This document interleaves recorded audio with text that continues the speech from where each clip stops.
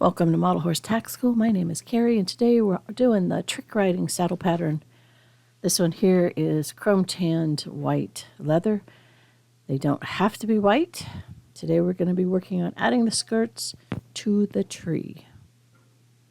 We're going to start with the rear jockeys, and I'm going to score or just make a very shallow cut through the back where the handles come up.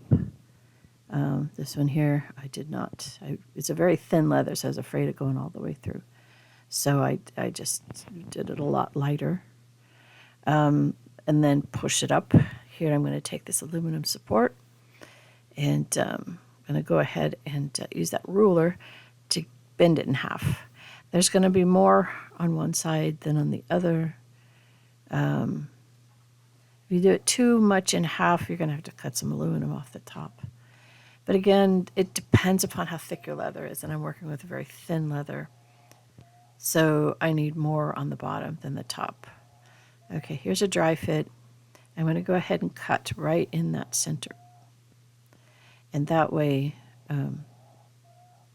just cut the aluminum, don't cut the leather. But that way it can bend to be on your horse's back. Okay. If you need more bend than that, then you can make more cuts in the bottom part, the base part, so that it'll bend a little more, but it should only need the one. All right, a lot of dry fitting, making sure I like it. Now, this aluminum support is not really necessary if your leather is stiff enough, okay? I put it in here as an option because if it's really bendy and you don't want it to be really bendy, this is a way you can keep it from flopping. So now we're gluing it into place. And I'm trimming off any aluminum I can see through the handholds. It's just easier to trim it off now than to try and cut it when it's inside the hole. And I know that from some of the others I've done where, like the on the tree for the Pony Express, where I brought the aluminum all the way up on the handholds, and it's kind of a pain to get rid of that aluminum. Okay, now we're just gluing on the back this lining piece and try and get it to fit exactly to the shape. Then we're going to glue it down to the back. The aluminum's going to be longer, but it's no big deal. Nobody's really going to see that, or you can trim it if you want, if it bothers you. And again, the aluminum is not required, but it just helps keep it upright, especially if you're going to use those for a trick. Let's see what else we got. Trim around, get the glue off your hands. Trim around the edges to make sure everything's flush. Now, if you need to, and I do actually need to on this, you should edge coat. Use an actual edge coat. It's kind of like a paint, if you've ever used it. It's goopy. And or you could use paint if you wanted. But you put the edge coat on, and it'll help seal those edges. You can do it inside the handhold as well as outside. Take care of any gaps that are in there. Give it a cleaner look. I didn't get enough of the aluminum out of there. But work it so everything is covered, and that's what your rear jockeys look like. And we're going to grab the tree assembly, which should be this far by now. And we're going to do some light fitting in here. And because I skived the paper off the top, which should have soaked it off, but I was in a hurry, so I skived it off. And now, because it's bothering me, I'm just going to grab a brown Sharpie and go ahead and just color that in real quick. And then we'll put the test for the rear jockeys to see if I have to trim anything. You want to make sure your stirrups can move. Now you can go tighter if you want. I decided to trim just a little bit off, but this is the time to do it. So it's going to fit a little bit snugger, a little bit more snug. And then it'll help keep your stirrups forward too, I think. Now we're going to just around that edge, glue that down to the tree. And this will help later on when you pin it, keep it as symmetrical as possible. So that's what you're doing here, making sure it's symmetrical. You got the same amount on both sides and that everything is glued down. Yep, we want symmetry. Make sure the handles and the horn are in alignment.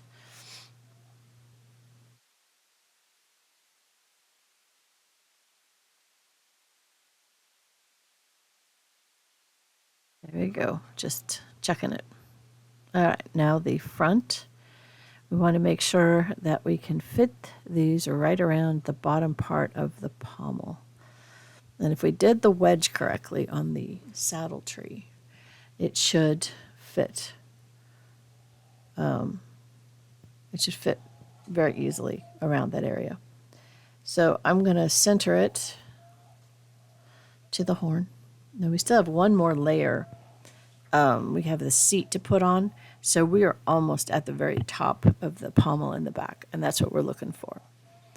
Okay, now we're going to take and force those sides towards the bottom of the pommel where they're supposed to lay flat.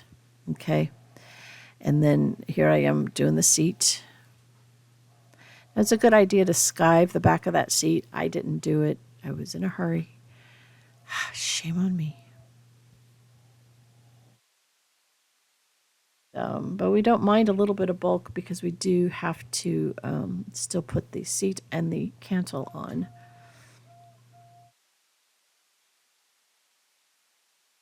There we go. And now we're checking the front again. And we're going to make sure those front pieces are going to lay flat like they should. Now I'm taking off a little bit of excess around the sides. It's a good idea to do that if you have excess. Now I kind of cheated. I'm using one of my embroidered saddle seats because I really like the look. I have an embroidery machine and I'll do like 10 of these at a time. I got 2 different patterns. And this one here was off my embroidery machine, and now I'm going to do, I usually do just the front first, and I'll glue the back later. So I got the front and the sides, because you don't want to have too much glue around when you're doing suede, because you don't want to get the glue on the suede. So now we're going to get the seat into place.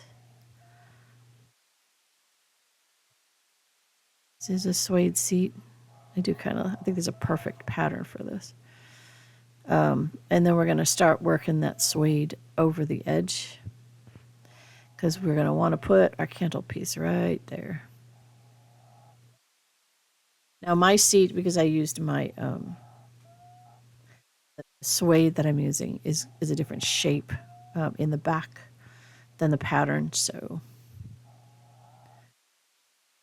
that's why I have to trim it. I didn't think about that when I was making this, because this is actually for my standard Western saddle, the square Western saddle. This is a seat piece. So I'm just doing a little bit of modification to make it fit. And so I just had to cut a little off that front side. We're pushing this down. Now, if you look at seats, they're usually flat on the side and flat in the back. It's a really rough pattern to make. But here we go, getting that down. Now you can glue the suede to that back of the seat, the area that I didn't skive, and that'll help also to get your seat to lay down. You get the suede to lay down. And I'm just really working that suede to try and get without putting glue on it, to get it to lay flat. Okay, and then we're going to, once that's set up enough, we're going to very carefully, we're going to glue your cancel piece in place.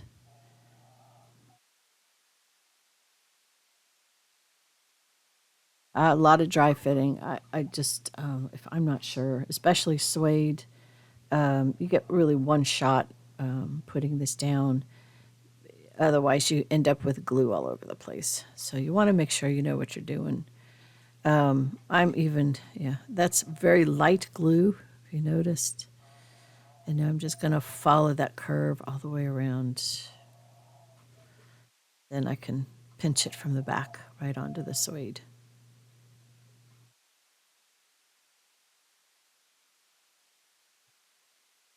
And I will need to trim a little bit of that.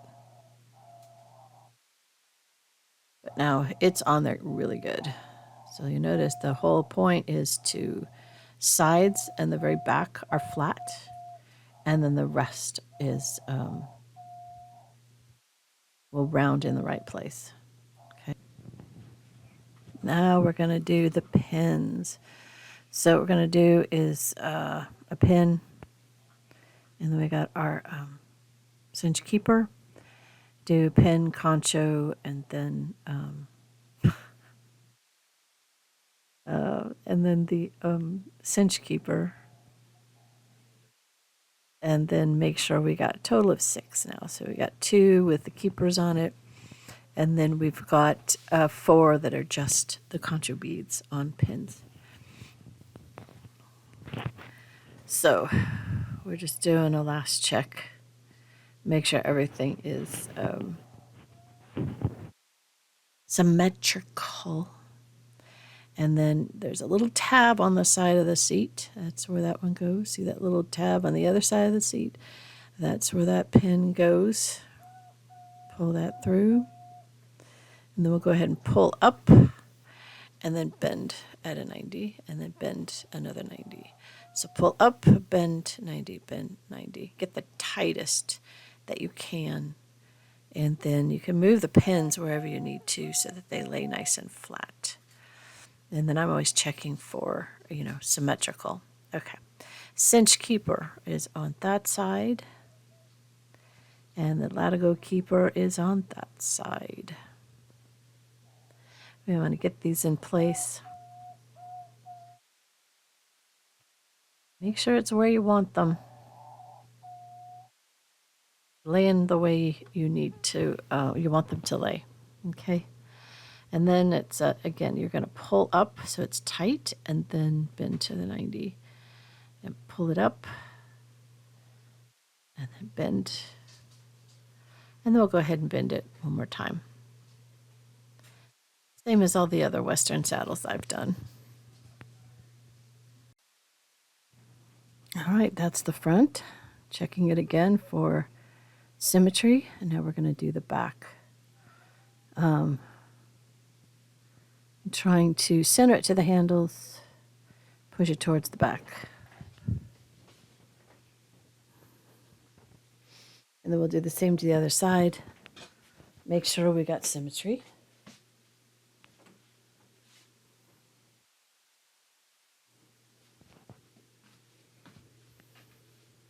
And then once I'm sure that they're equal, we'll go ahead and do the same thing.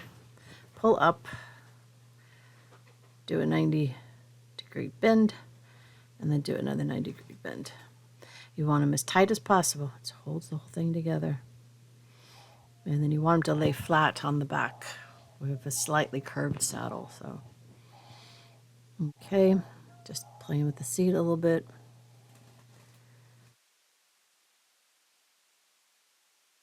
Now we're going to go ahead and put our backing on. I like to do one side at a time. Helps to control the glue.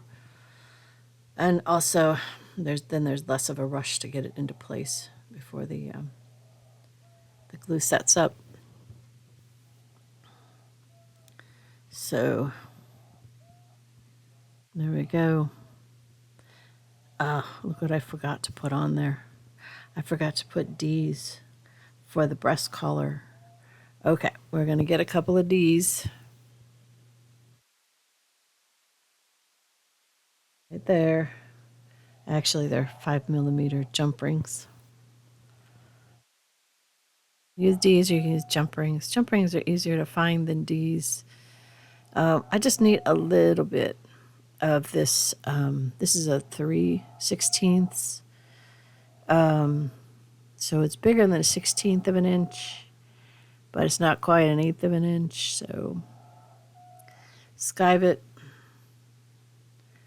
and which I did off screen because that's where my skiving is. And make a loop. And then we're going to make 2 of these. There's another one.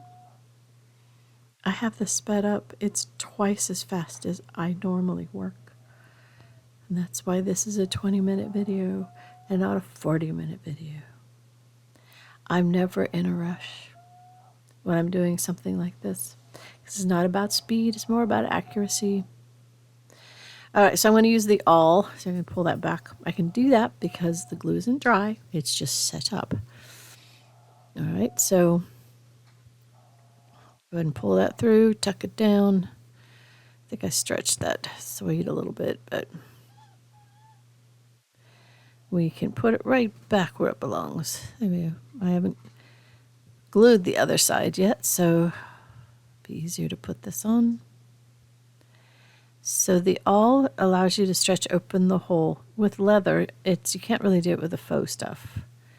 But with regular leather, you can make a hole and then it kind of self-heals. It'll stretch out and then it'll go back to shape. So that's what I did there using the awl. And now we can go ahead and lay down another bead of glue for the other side of the saddle. Looking pretty good. We're almost done.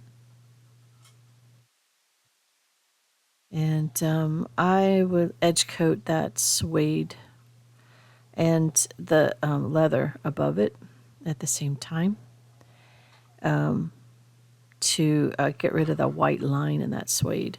I'm almost done with this suede.